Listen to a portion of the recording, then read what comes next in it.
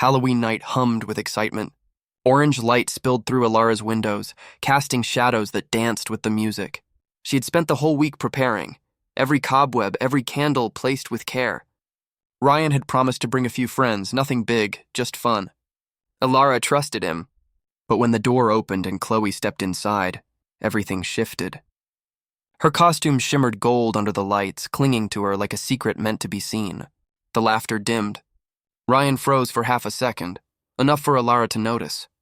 Chloe smiled, the kind of smile that knew it was being watched. Elara's pulse quickened. She felt heat crawl up her neck, not from jealousy at first, but confusion. It wasn't what Chloe wore. It was how she wore it, and how Ryan's eyes lingered too long. The air turned thick, the music somehow quieter. Elara's heart thudded as the room went still. Elara tried to steady her breath. She told herself not to overthink. It was just a costume, just a party. But Chloe's laugh sliced through the silence like glass. It was too loud, too bright, filling every corner of the room. Ryan moved toward her, chuckling, trying to ease the awkwardness. "Hey, you made it," he said, voice warm, almost relieved. Chloe leaned closer, her hand brushing his arm as she smiled. Elara's chest tightened. She forced a smile and greeted them, pretending everything was fine.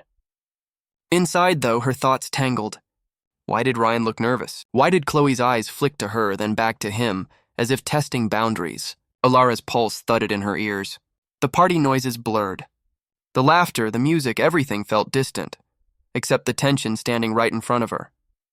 And when Chloe turned, saying, "Nice place, Elara," with that smirk, something inside her cracked a little deeper. Elara's voice trembled, though she kept it steady enough to pass as polite. The guests pretended not to listen, but their eyes drifted toward the scene. Chloe leaned closer to Ryan again, whispering something that made him laugh, nervous and quiet. The sound scraped against Elara's nerves. Her heart pounded harder with every second. The warmth of the room suddenly felt suffocating. She stepped back, taking a slow breath, her eyes locked on Chloe's golden costume, catching every bit of light. "Do you want a drink?" Ryan asked, desperate to break the tension. "I'll get it myself," Elara replied sharply. Chloe's smirk deepened, and for the first time, Elara saw something behind it. Amusement, like this was all some game. The music thumped softly in the background. Every beat felt like a countdown, each one pushing Elara closer to the moment she knew was coming.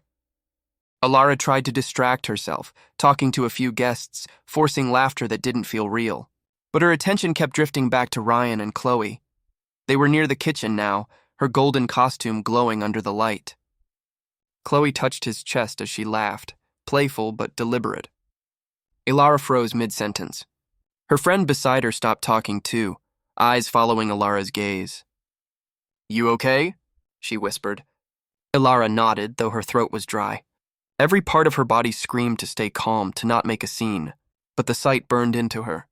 The party music seemed to fade, replaced by the sound of her own heartbeat.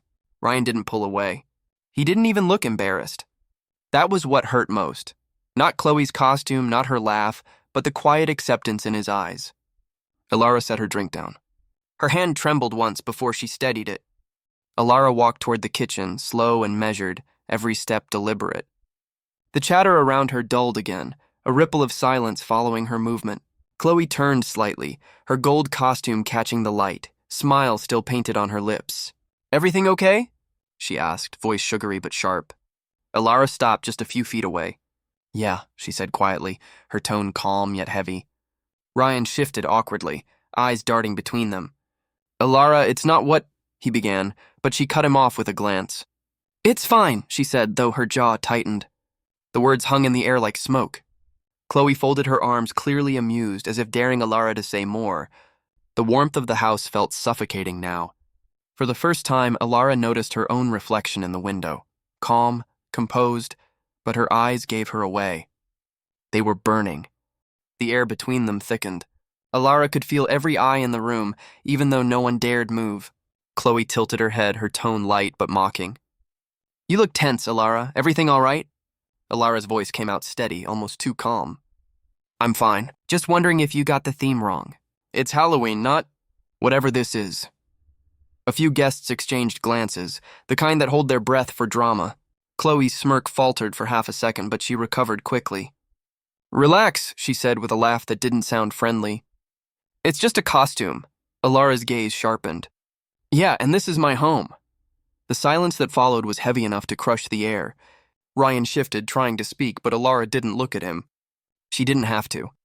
The message was already clear, and it wasn't over yet. Ryan finally broke the silence. Elara, come on, it's not that serious, he said, his voice uneven. But Elara didn't look at him. Her eyes stayed locked on Chloe. Not serious? She repeated, quiet but sharp. You let her walk in here dressed like that, knowing how it would look. Ryan stammered. It's a joke. Everyone's having fun. Chloe crossed her arms, rolling her eyes. Exactly. You're overreacting. Elara's jaw clenched. The laugh she let out was short and bitter. Overreacting? You're practically glued to him all night. Chloe's smirk vanished completely. The guests tried to pretend to chat again, but their fake small talk couldn't drown out the rising storm. Elara turned, walking toward the hallway. You both should leave, she said quietly. It wasn't a shout, but it hit harder than one. The room froze again. No one moved, no one breathed. Ryan blinked as if trying to process what he'd just heard. Wait, Elara, don't do this, he said, stepping forward. But she didn't stop. She walked steadily down the hall, her voice calm but final. This is my home. I won't let anyone disrespect me here. Chloe scoffed, grabbing her tiny purse. You're seriously kicking me out? Over a costume? Elara stopped at the door and turned slightly. You know exactly what you're doing, Chloe. You crossed a line. Chloe laughed, but it came out shaky. Ryan looked between them, torn. The tension was thick enough to choke on. A guest whispered, "Oh my God," and that tiny sound broke whatever was left of the silence. Elara opened the door and waited, her hand steady on the knob. The cold night air spilled in, carrying away the warmth of the party. Chloe finally moved. Her heels clicked sharply against the hardwood as she walked toward the door. You're crazy, you know that? She hissed, brushing past Ryan. He tried to grab her arm, but she jerked away. Don't touch me, she snapped.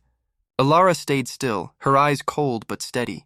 Good night, Chloe, she said softly. That tone, so controlled, so final, made Chloe pause just for a second. Then she shoved the door open and stormed out into the night. The slam echoed through the house. For a long moment, no one spoke.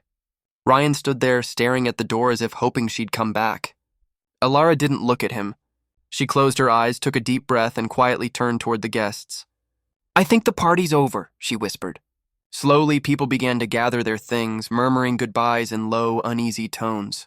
The guests trickled out one by one, their costumes rustling softly in the silence. Ryan didn't move. He just stood there, staring at the spot where Chloe had been moments ago. Elara began collecting empty cups, her movements steady but mechanical. Finally, Ryan spoke, his voice low. You embarrassed me. She stopped mid-step. I embarrassed you? She repeated, turning to face him. Her tone was calm, but her eyes were sharp. She showed up practically half-dressed, Ryan, and you didn't say a word.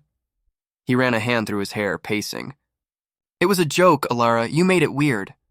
That word, weird, hit her like a slap. You think defending myself is weird? She asked quietly. Ryan didn't answer. The air between them felt heavy, filled with words neither wanted to say out loud. The laughter, the music, all gone. Only silence remained. Elara set the last cup down and faced him fully. You didn't even notice how she was looking at you, did you? Ryan scoffed, though his voice cracked slightly. She's a friend. You're imagining things. Elara shook her head, a bitter smile on her lips. She touched you, Ryan, on purpose. In front of everyone. He opened his mouth but said nothing. His eyes darted away, guilt flickering for a split second. You're twisting it, he muttered. Am I? She asked softly. Because everyone saw it. Ryan looked trapped, pacing again. The sound of his footsteps filled the space that had once been laughter and music. You overreacted, Elara. You always do. That word always sank deep, and she felt her chest tighten. Then maybe, she whispered, you shouldn't be with someone who stands up for herself. The silence that followed was colder than the wind outside. Ryan stopped pacing and looked at her, finally meeting her eyes. You're blowing this up, Elara. Chloe didn't mean anything by it. Elara let out a low laugh. You really believe that? She asked. She wore that costume for a reason, Ryan. She wanted attention. Your attention. His face hardened. "You're paranoid." The words sliced through her. She stepped closer, her voice trembling but controlled. "Paranoid? You stood there, laughing with her while she touched you. You didn't stop her." Ryan looked away again, jaw tight. "You made everyone uncomfortable." Her expression shifted, anger replaced by sadness. "No, Ryan, she did. I just refused to pretend it was okay." The air felt thick, the house still heavy with perfume and leftover heat. Ryan didn't respond. He just stood there, quiet and small under the weight of his own silence. Elara finally turned away, her shoulders shaking. "I can't believe you're defending her," she whispered. Ryan rubbed his face, frustration spilling over. "Because it's not worth this. You ruined the night over nothing." Her laugh was hollow. "Nothing? That's what you call being disrespected in my own home?" He didn't answer. She faced him again, tears finally slipping free. "You let her make me feel small, Ryan. You stood there and let it happen." His voice softened. "I didn't mean to." Elara nodded slowly. "But you did." The words hit him harder than a scream. For a moment, neither moved. The candles were burning low, shadows taller now, darker. Elara wiped her face and exhaled. "I need space," she said quietly.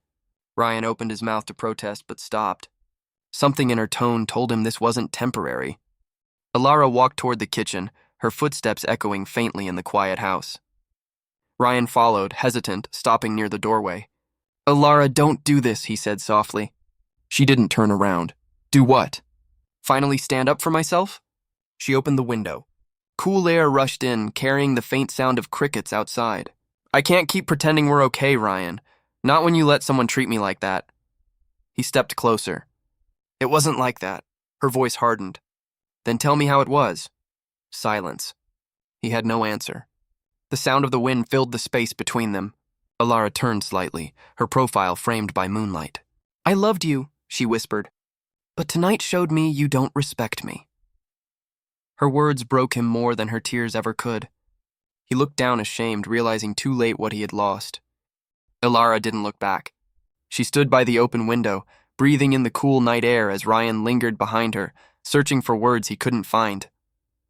"Elara, please," he said finally, his voice breaking. She shook her head gently. "I'm done explaining what respect looks like." The words fell heavy, final.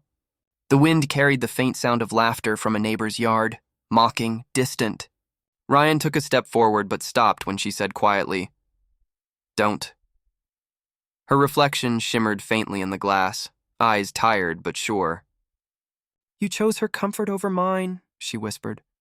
"Now live with it." Ryan's shoulders slumped.